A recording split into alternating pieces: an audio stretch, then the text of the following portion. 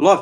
What's going on, everyone? It's Bowles, and welcome back to another video on the channel, another live stream. So today we're going to be talking some Premier League news, some big news, obviously, overnight. I'll be getting into that in just a second. But if you're new to the channel here, make sure you subscribe to the channel, turn the notifications on so you don't miss any of my content I upload in the future. And yeah, go follow my socials. All the links for them will be down in the description below. I do a lot of FIFA stuff, soccer stuff, and a lot of sports stuff in general. So big news today out of the Premier League. So a Bournemouth player has now tested positive, yes, to this thing that's going around in the world at the moment, which none of us like. And a bit of a shame that, yeah, he tested positive. I don't know who that player is. I don't know. It hasn't been released who it is. I just saw from Sport Bible reporting it later on that a Bournemouth player tested positive. Sport Bible are pretty good in terms of reporting and getting it correct. So, yes, hang on, I'll lower that a little bit. But yeah, so does this put the Premier League in jeopardy? Well, it could put it in jeopardy. The way I look at it is that just one player has tested positive. It's not an outbreak yet. If we get a case where maybe 10 to 20 people, players and coaches, whatever, test positive, then that may start to become a bit of a problem. I think that Adrian Mariappa was the Watford player confirmed that he tested positive coronavirus earlier this week or last week, and some Watford stuff. But I think Adrian Mariappa was the only player that tested positive. Now we've got a Bournemouth player testing positive as well. If we get some more people testing positive, that may put the start in jeopardy. They're looking at starting. I think Danny Ceballos said on an interview during a podcast. Can't remember what the podcast was called, but I remember hearing that he actually said we're preparing for June 20. So that looks like that will probably be the start of the Premier League season, or what they're expecting anyway. And with another player testing positive, I don't think it's going to have a massive impact on when the Premier League starts and what happens, but it may cause a bit of like an effect if we get, as I said, if we get some more players testing positive, that may become a problem.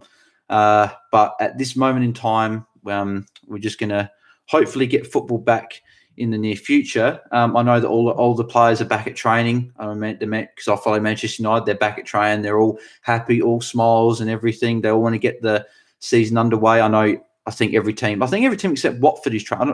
And Watford are a bit of an interesting case here because Troy Deeney came out earlier in the week and said that he's not playing until he gets some answers from the Premier League and from the government as to what measures can be taken towards black and ethnic minority groups, because it's reported they actually get affected more by this virus going around. And I 100% agree with where he's coming from. He said he's got a young kid that has got breathing difficulties, and if he brings the virus into the household, that could have some bad effects on his son. So I do 100% with him for not playing.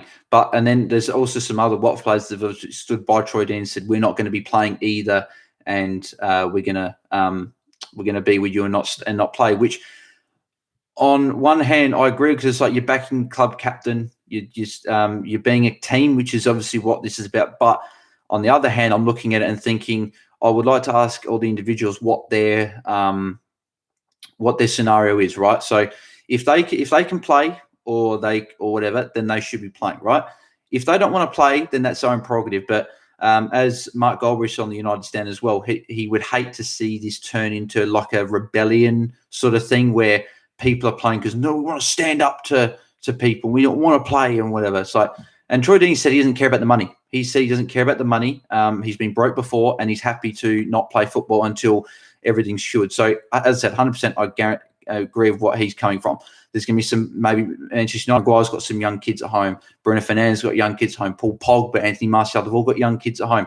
They may decide now, if this gets out of control, they may decide, we're going to go on essentially strike as well, and we're not going to play. And then that might become a tumbling effect, domino effect, and then all of a sudden it's like half the Premier League players aren't going to be playing, and then the Premier League are going to be in a bad position to getting the season started again. But hopefully it doesn't go into that situation, because I think there's like 800 Premier League players, or 800 people on rosters, right?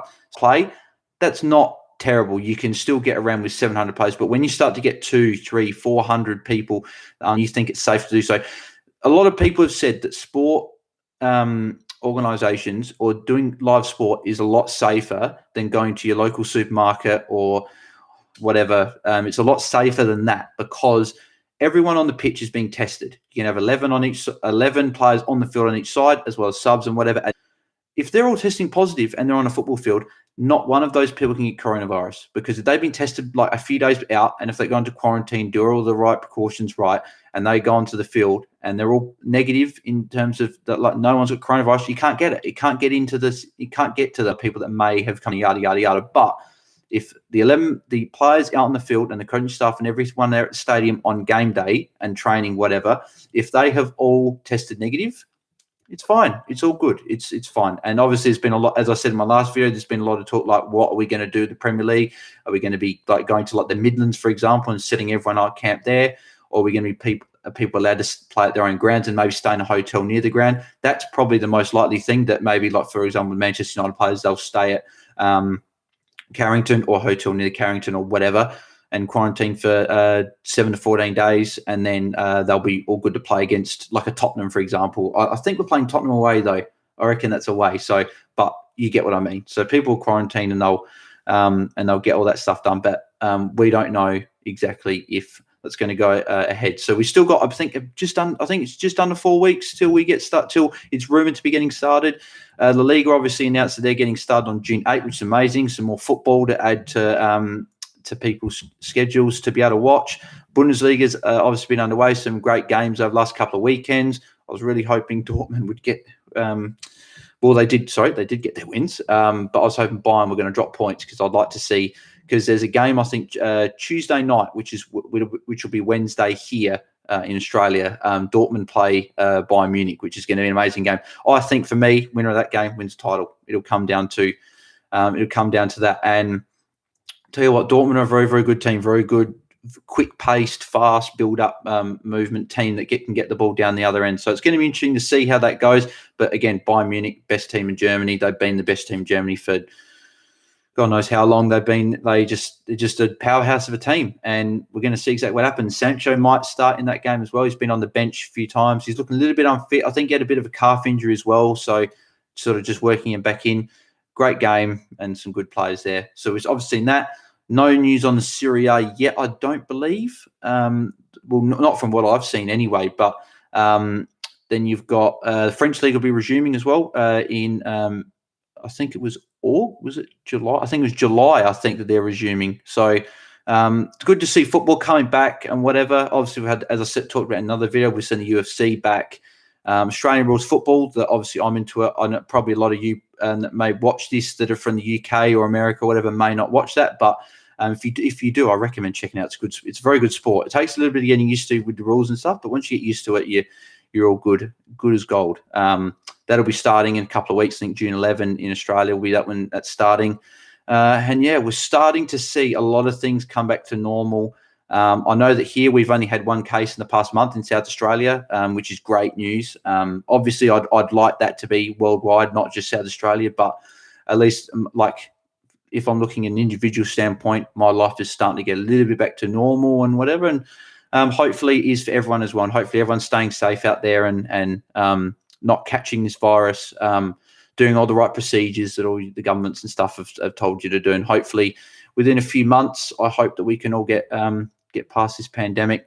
Certainly not great on anyone around the world to be going through this at all. And hopefully we'll all come out better, obviously, from this. I know that a lot of us aren't going to come out better, but hopefully we sort of have we're all rejuvenated, because I know a lot of people like myself can get into a bit of a lazy habit and just sort of wake up late in the afternoon and whatever. But hopefully, once this is over, everyone can start getting back to normal, and hopefully it rejuvenates everyone to push for higher goals if that's what you want to do. I certainly want to do that. If you guys want to do it, great. If you don't, then that's fine. It's all good. A lot of you guys might be happy when everything gets back to normal. But yeah, so I reckon that's probably about it for today. As I said, make sure you subscribe to my channel if you haven't already. I'm at 180 subscribers now, so thank you for that person that subscribed just before the video. I really appreciate it. We're 20 away from 200 subs. Any help is much appreciated. I'm grateful for all the 180 people press that subscribe button so far and that like my videos or view my videos or whatever. So grateful for that. If you want to follow any of my social medias, all in the link down below, Instagram, Facebook, Twitter, you name it, all down there. And turn notifications on so you don't miss any of my content in the future. And I'll see you guys in the next video. I am out. Cheers.